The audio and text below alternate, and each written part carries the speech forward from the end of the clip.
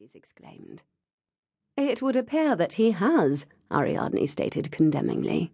Her bow-shaped lips pursed as she looked up once more. "Try as I might, Emma, I have never much cared for your brother.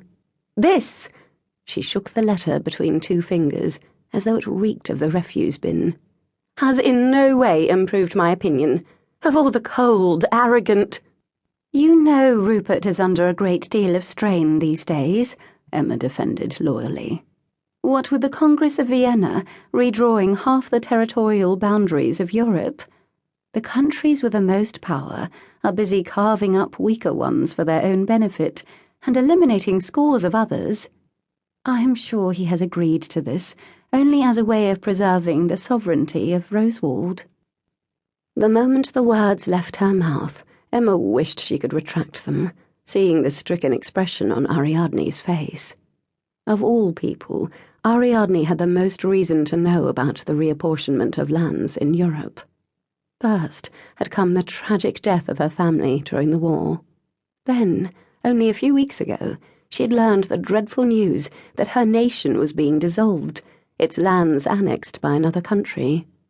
As Ariadne had remarked at the time, she was a princess now in name only, left without a country or a home.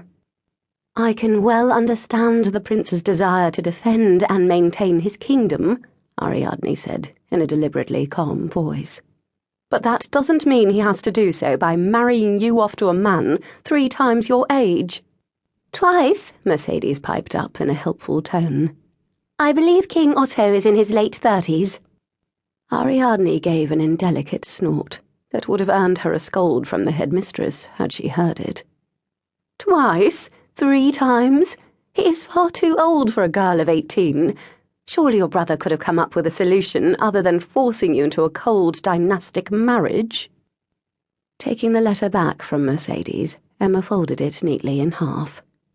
"If he could, I am certain he would have done so. Rupert loves me," she added, trying to reassure herself as much as the others. "Perhaps, but he loves his country more," Ariadne said. Emma drew in her breath. "Father is old and ill, and Rupert will succeed him soon.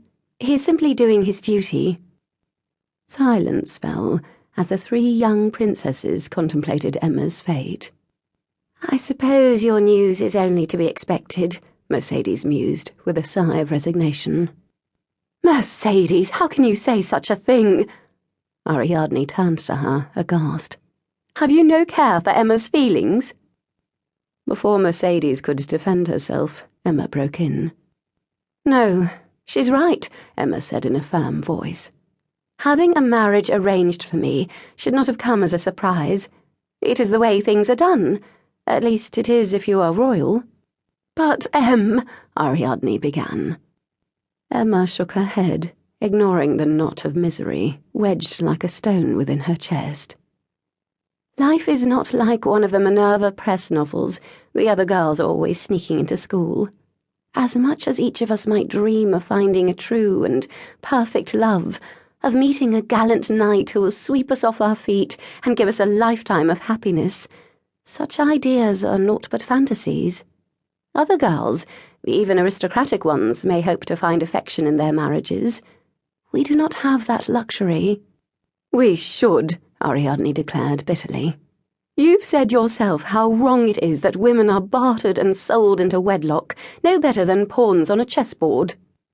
She met her friend's outraged expression, a numbness spreading through her veins. "Yes, but the time has come to put aside girlish dreams. We are princesses, born to a life of privilege and wealth. With such rewards come obligations. Much as I might wish for more, for love, I shall fulfill my duties." "Without so much as a protest?" Ariadne said. "What would be the point when I shall only lose in the end?" Ariadne huffed in disgust. "Perhaps I am an idealist. Yes, I know that I am, but nothing shall ever change for our sex if we remain silent."